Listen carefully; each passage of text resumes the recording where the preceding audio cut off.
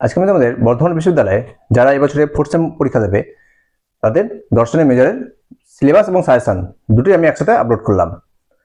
তোমাদের এখানে খুব কম সময়ে তোমরা এখানে জানো যে তোমাদের মেজরে 3টে পেপার থাকবে এবং মাইনরে 2টো পেপার, মোট 5 পেপারে তোমাদের বড় প্রশ্ন দিতে হবে। তো এই 5 পেপার বড় প্রশ্ন তোমরা এত কম সময়ে কি করে তৈরি করবে সে কথা মাথায় রেখে তোমাদেরকে আমি অ্যাডভান্স সিলেবাস এবং সাজেশন দিয়ে দিলাম। আমি যে আজকে এগুলো সাজেশনগুলো দিলাম এই সাজেশনগুলো তোমাদের ভেরি ভেরি ইম্পর্টেন্ট হিসেবে দেখে রাখবে এখন থেকেই। আর আমি পরীক্ষার 1 মাস আগে লাস্ট মিনিট সাজেশন দেবো, যেখানে শুধুমাত্র স্টার মার্কসগুলো প্রশ্নগুলোই দেবো। অর্থাৎ পরীক্ষা 10টা থাকবে, 6টা লিখতে হয়। আমি তোমাদের শেষ টাইমে অর্থাৎ লাস্ট মিনিট সাজেশনে 6টা থেকে 8টাই আমি স্টার মার্কস দেবো। আর আমি এখন যে সাজেশনগুলো দিলাম এর উপর থেকেই দেবো।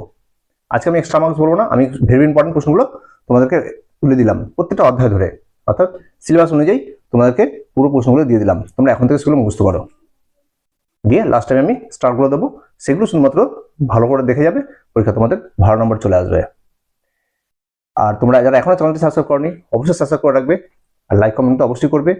কমেন্টে আমাকে জানাবে তোমাদের এরপরে কোনো ভিডিও প্রয়োজন আছে নাকি, বা কোনো বিষয়ে সাজেশন দরকার আছে নাকি, আর ভিডিওগুলো বন্ধুদের শেয়ার করে দেবে। দেখো আজকে আমি তোমাদের দর্শনের অর্থাৎ দর্শনের মেজরের সিলেবাস কি দিয়েছি এবং তার সাজেশন, সিলেবাস সাথে তার সাজেশনটা দেখে নাও। তোমাদের এখানে দর্শনে প্রথম যেটা থাকবে অর্থাৎ প্রথম পার্টটা সেটা হচ্ছে নীতিবিদ্যা। কি থাকবে? নীতিবিদ্যা। নীতিবিদ্যা কিসের উপরে? ভারত এবং পাশ্চাত্য, ভারত এবং পাশ্চাত্য নীতিবিদ্যা। কোড নাম্বার হচ্ছে 4011। এই কোডে তোমাদের এবারে ফার্স্ট পেপার আছে দর্শনের। তোমাদের এই নীতিবিদ্যাতে কি কি সিলেবাস আছে এক ঝলক দেখে নাও। প্রথমে বৌদ্ধ নীতিবিদ্যা, তারপরে জৈন নীতিবিদ্যা, এরপরে যোগ নীতিবিদ্যা, তারপরে আছে আদর্শমূলক তত্ত্ব, তারপরে শাস্তি বিষয়ক তত্ত্ব, আর লাস্ট হচ্ছে ব্যবহারিক নীতিবিদ্যার বিতর্কিত বিষয়। এই কটা হচ্ছে তোমাদের সিলেবাস। এই সিলেবাসের উপরে এবার আমি বেস করে অধ্যায় ধরে আমি তোমাদের কিছু প্রশ্ন দিচ্ছি।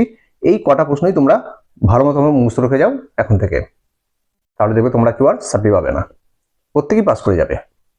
তোমরা শেষ টাইমে গিয়ে 1 মাস আগে ইউটিউব সার্চ করে দেখে তোমরা ইম্পর্টেন্ট কোনগুলো আছে সেগুলো দেখে কোনো রকম করে যাও বলে তোমাদের পুরোপুরিভাবে উত্তর লিখতে পারো না, তার জন্য অনেকেরই সাপ্লি চলে আসে। তোমরা এখন থেকে মুখস্থ করো, এখন থেকে করে যাও, তোমরা দেখবে কেউ আর ফেল করবে না, সবাই পাস করে যাবে এবং ভালো নাম্বার নিয়ে পাস করবে। দেখো তোমাদের আমি প্রথমে কি দিয়েছি, প্রথম দিয়েছি বৌদ্ধ নীতিবিদ্যা থেকে যেটা ভালো মতো করবে সেটা হচ্ছে গিয়ে বৌদ্ধ মতে পঞ্চশীল এবং বৌদ্ধ মতের অষ্টাঙ্গিক মার্গ আলোচনা করো। কি দিয়েছি?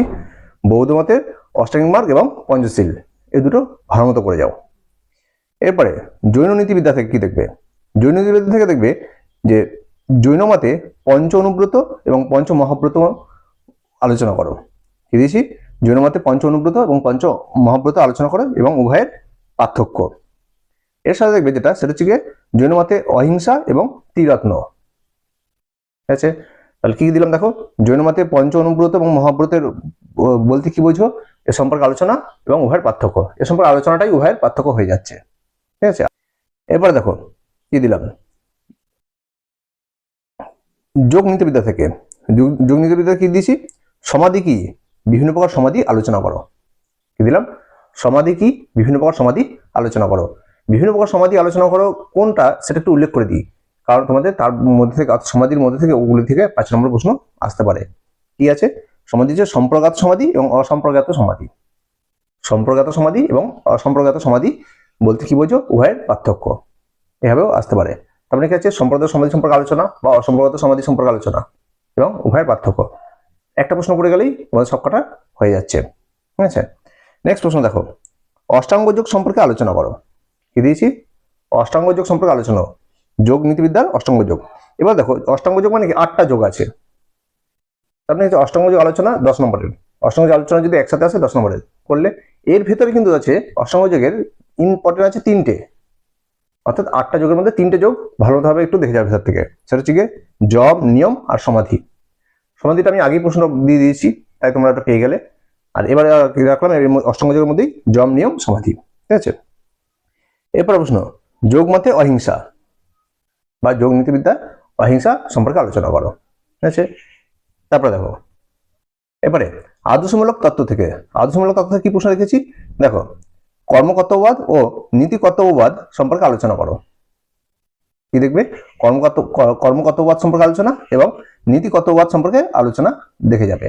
ঠিক আছে, নেক্সট প্রশ্ন, কান্টের মতে বা কান্টের কিচ্ছতাবাদের তাৎপর্য লেখো। কান্টের কিচ্ছতাবাদ, এই প্রশ্নটাই তোমরা অথবা হিসেবে করে যাবে, অর্থাৎ এই প্রশ্নটারই উত্তর। আর একটা প্রশ্ন আসতে পারে, সেটা হচ্ছে গিয়ে কি, কর্তব্যের জন্য কর্তব্য কথারই তাৎপর্য। তার দুটো প্রশ্নের উত্তর একই। আমি দুটো প্রশ্ন আলাদা করে দিলাম এই জন্যই, যাতে পরীক্ষায় তোমাদের আলাদা করে যে প্রশ্ন, মানে তোমরা পড়ে গেলে কান্টের কিচ্ছতাবাদ আর পরীক্ষায় চলে এসছে কর্তব্যের জন্য কর্তব্য, দুটো উত্তরই একই, যাতে অসুবিধা না হয় তার জন্য আমি বলে দিলাম। এরপরে মিলের উপযোগবাদ এবং বেনথামের উপযোগবাদ সম্পর্কে আলোচনা করো। কি দিলাম, মিলের উপযোগবাদ এবং বেনথামের উপযোগবাদ। এবার দেখো, উপযোগবাদ মানে হচ্ছে কিন্তু সুখবাদ, তাহলে মিলের সুখবাদ এবং বেনথামের সুখবাদ বা উপযোগবাদ একই। তো পরীক্ষায় যদি উপযোগবাদ আসে একই উত্তর, এবং সুখবাদ আসলেও একই উত্তর। সম্পর্কে আলোচনা এবং উভয়ের পার্থক্য, অর্থাৎ বেনথামের উপযোগবাদ এবং মিলের উপযোগবাদের পার্থক্য, ঠিক আছে, তার আলোচনাটাই তোমাদের পার্থক্য হয়ে যাবে, ঠিক আছে। এরপর দেখো, সুখবাদের হেয়ালি বা কূটাভাস বা বিরোধাভাস সম্পর্কে আলোচনা করো। তাহলে দেখো, আমি তিনখানা নাম দিয়েছি, তিনখানা নামই কিন্তু একই উত্তর। কি কি দেখবে, সুখবাদের হেয়ালি বা কূটাভাস বা বিরোধাভাস সম্পর্কে আলোচনা। শাস্তি বিষয়ক তত্ত্ব, এর থেকে কি দেখে যাবে তোমরা, শাস্তি সম্পর্কে প্রতিশোধাত্মক, সংশোধাত্মক এবং প্রতিরোধাত্মক মতবাদ আলোচনা করো।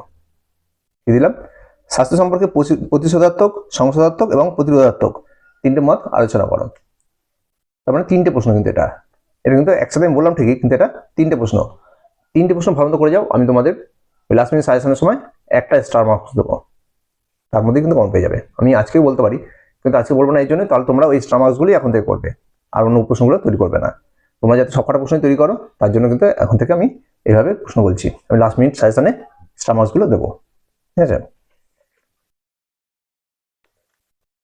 তারপরে এরপর দেখো, ব্যবহারিক নীতিবিদ্যার বিতর্কিত বিষয় থেকে কি দিলাম, লাস্ট অধ্যায়তে। প্রথম প্রশ্ন, আত্মহত্যা কাকে বলে, এর প্রভাবেদ করো, এর পক্ষে ও বিপক্ষে যুক্তি দাও। তাহলে কি দিলাম, আত্মহত্যা কাকে বলে, এর প্রভাবেদ করো এবং এর পক্ষে ও বিপক্ষে যুক্তি দাও। নেক্সট প্রশ্ন দেখো, লিঙ্গ বৈষম্য কাকে বলে, এর সম্পর্কে আলোচনা করো। কি দেখবে, লিঙ্গ বৈষম্য কাকে বলে, এর সম্পর্কে আলোচনা করো। নেক্সট প্রশ্ন, সক্রিয় ও নিষ্ক্রিয় মৃত্যু অথবা আত্মহত্যা ও স্বস্তি মৃত্যুর পার্থক্য। কি দিলাম, সক্রিয় ও নিষ্ক্রিয় মৃত্যু, আর একটা কি দিলাম, আত্মহত্যা ও স্বস্তি মৃত্যুর পার্থক্য। তো দুটো পার্থক্য দিলাম এখানে, এই পার্থক্য দুটো দেখে যাবে। লাস্ট প্রশ্ন দেখো, কি দিলাম, আত্মহত্যা সম্পর্কে হিউম, কান্ট ও লকের মত লেখো। তাহলে কি দিলাম, আত্মহত্যা সম্পর্কে হিউমের মত, কান্টের মত ও লকের মত, তাই তিনজনের মত আলোচনা করো। পরীক্ষার সময় কিন্তু তিনটে একসাথে আসবে না, যে কোনো একটাই আসবে, একটা আসলে সেটাই লিখবে, ঠিক আছে। এই কটা প্রশ্ন তোমরা এখন থেকেই তৈরি করো। আর যারা তোমরা এখনো চ্যানেলটি সাবস্ক্রাইব করোনি, অবশ্যই সাবস্ক্রাইব করে রাখবে। তোমাদের এভাবে দেখবে মেজর মাইনর চেক সমস্ত পরে সাজেশনগুলো আমি আপলোড করে দিই, যাতে তোমাদের সুবিধা হয়। আর লাইক কমেন্ট তো অবশ্যই করবে, আর বন্ধুদেরকে বেশি বেশি করে শেয়ার করে দেবে ভিডিওগুলো।